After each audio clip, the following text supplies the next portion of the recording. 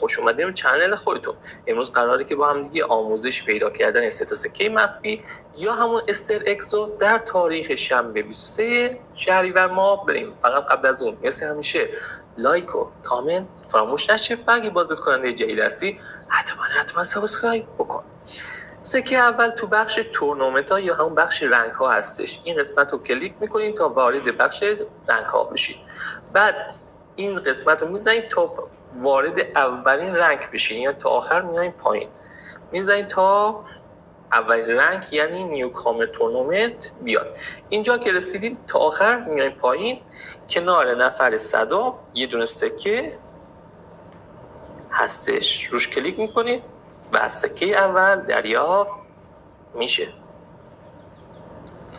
2 تا سکه بعدی تو بخش ماین، اولیش تو بخش فایتر بخش کلیمش.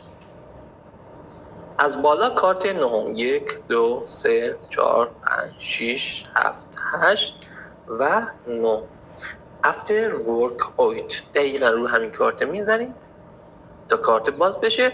بعد این قسمت سکه رو میبینید عکس یه تقریبا تاج کشیده روش میزنید و سکه دوم هم دریافت میشه.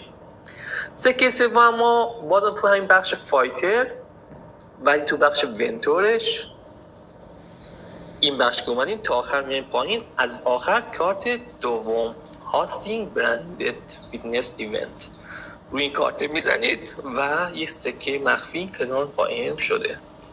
رو همین سکه میزنید و سکه سوم هم دریافت میشه. رو کلمه که بزنید 1 میلیون سکه بهتون میده. لایک و کامنت و سابسکرایب یادتون نره. دمتون گرم. با عشق و با معرفت هستید. خدایا رو نگهدارتون.